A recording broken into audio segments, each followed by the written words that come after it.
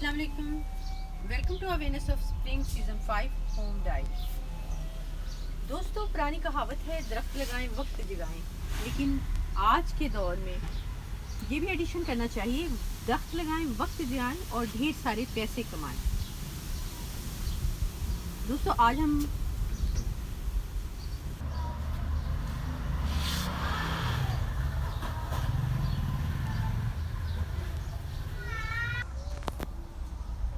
आज मैं गार्डन के जिस पौधे के बारे में बात करने वाली हूँ, इसके बारे में ये बात मशहूर है कि ये जिस घर में हो वहाँ दौलत की देवी मेहरबान हो जाती है और वहाँ दौलत की रेल पेल हो जाती है। जी, मैं मनी प्लांट के बारे में बात करने वाली हूँ और इसके बारे में ये मशहूर है कि अगर मनी प्लांट घर में उगाएं तो आप माला माल हो सकते हैं। लेकिन personally I don't believe on this myth, but I believe कि ये पौधा बहुत खूबसूरत है। इसका शुमार इंडोर प्लांट में भी होता है। अगर ये पौधा आपके करीब लगा हुआ है तो एंग्जाइटी और डिप्रेशन आपसे दूर भागती है। मनी प्लांट को अगर आप घर में रखते हैं तो गंदगी ख़त्म हो जाती है। ये पौधा कार्बन डाइऑक्साइड, कार्बन मोनोऑक्साइड को ऑक्सीजन में कन्वर्ट करता है और ऑक्सीजन हमारे माहौल को साफ़ करती है।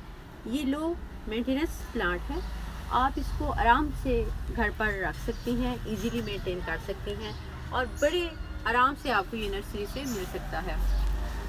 ये ज़्यादा कॉस्टली भी नहीं होता।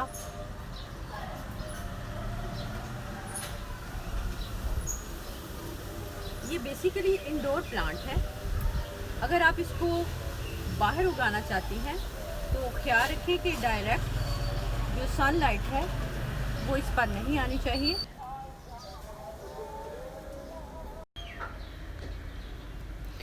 इसको किसी शेड या नेट के नीचे रख सकते हैं, यानी लाइट तो आती हो लेकिन ब्राइट ना हो, क्योंकि एक्सेस ऑफ सनलाइट इसको ख़राब कर देती है।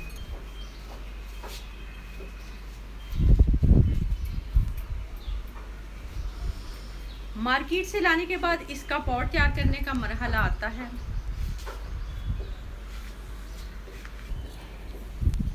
आप मिट्टी में 25% गोबर की खाद मिला लें।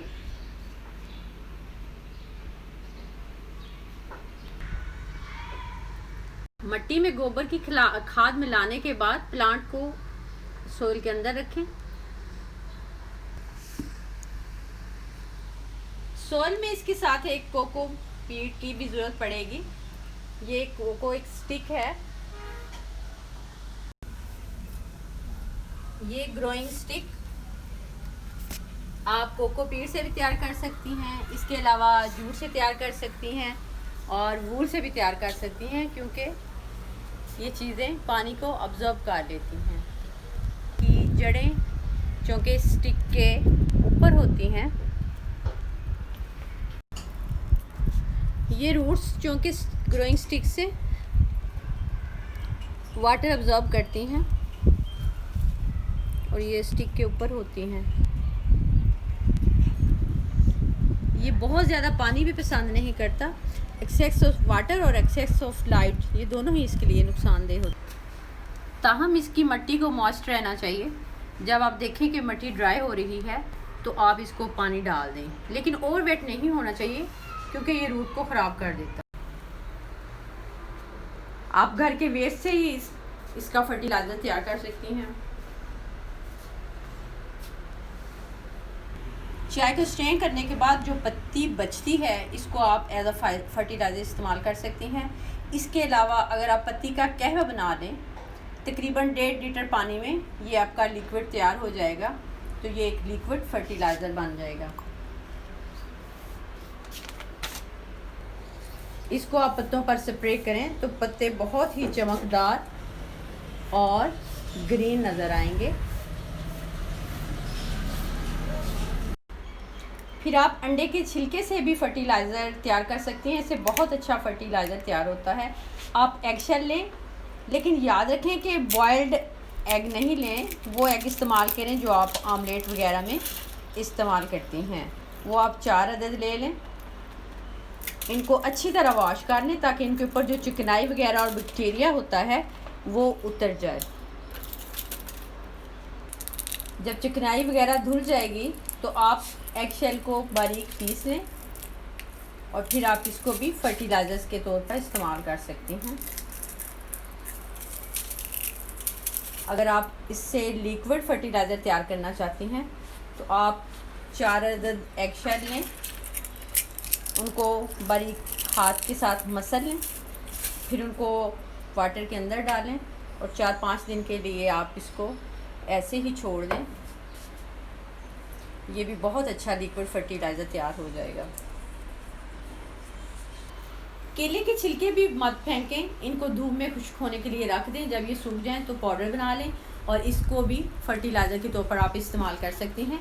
अगर गोबर की खाद अवेल है तो इसको भी फर्टिलाइज़र के तौर पर यूज़ किया जा सकता है। लेकिन अगर आप ऑर्गेनिक खाद नहीं बनाना चाहते तो आप यूरिया खाद डाल सकते हैं, लेकिन बहुत ज़्यादा नहीं डालेंगे। अगर उसके दाने मोटे हैं तो आप 5 से 6 अदद डालें, और अगर छोटे दाने हैं तो फिर आप 10 से 12 अदद दाने डाल सकते हैं। नाइट्रोजन की कमी से पत्तों में पीलापन आ जाता है और पत्ते गिरने लगते हैं और छोटे भी रह जाते हैं, और नाइट्रोजन की कमी से वो छोटे रह जाते हैं। लेकिन बहुत ज़्यादा गर्मी के महीने में यानी जून जुलाई में नाइट्रोजन को नहीं डालना चाहिए। अगर पत्ते हेल्दी और फ्रेश हों तो बड़े बड़े हों तो मनी प्लांट बहुत खूबसूरत लगता है, और पत्तों को साफ़ भी रखना चाहिए। अगर पत्तों पर डस्ट हो तो इनके पोर जो हैं वो बंद हो जाते हैं, जिससे फोटोसिंथेसिस का जो प्रोसेस है वो प्रॉपर नहीं हो पाता। इसलिए लीव्स को भी साफ़ रखना चाहिए। अगर आपका प्लांट हेल्दी है और इसके लीव्स बहुत बड़े बड़े हैं तो आप इसको कट करके नया प्लांट भी प्रोपोगेट कर सकती हैं। आप मिट्टी और पानी दोनों में प्लांट उगा सकते हैं। अगर आप पानी में नया प्लांट उगाना चाहते हैं तो आप एक शीशे का जार लें, इसमें पानी डालें। पानी बहुत ज़्यादा भरा हुआ नहीं होना चाहिए। टहनी को अंदर रखें।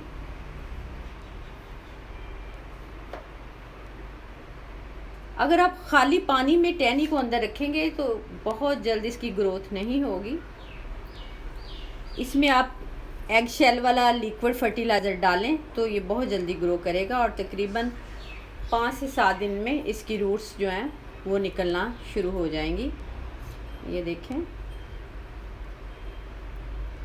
ये इसकी रूट्स निकल रही हैं। अब आप इसको इजीली किसी पॉट में लगा सकते हैं, शिफ्ट कर सकते हैं।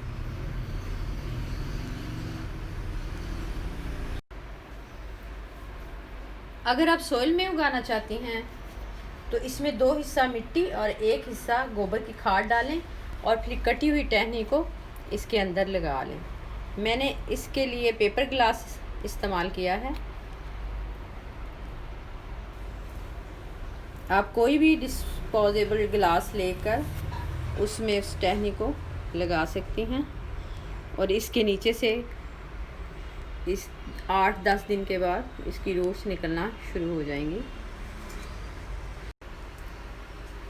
जब पेपर ग्लास में से रूट्स निकल आएँ तो फिर आप इसको बड़े पॉट में मुंतकिल कर सकती हैं।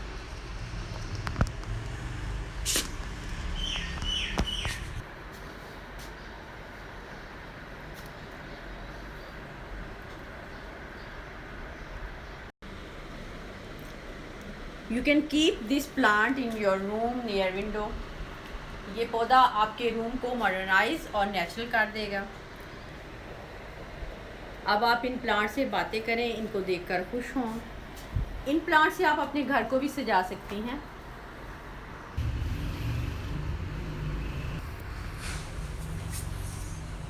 इन प्लांट को आप अपनी विंडो में रख सकती हैं, टेबल कॉर्नर पर रख सकती हैं, किचन शेल्फ पर रख सकती हैं, और अपने घर की एनवायरनमेंट को क्लीन कर सकती हैं।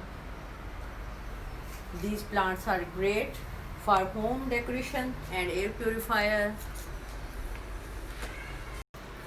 Don't forget to reply, comment, like, share, and subscribe my channel. I would to say don't complain about the pollution. Plant a money plant. Thank you.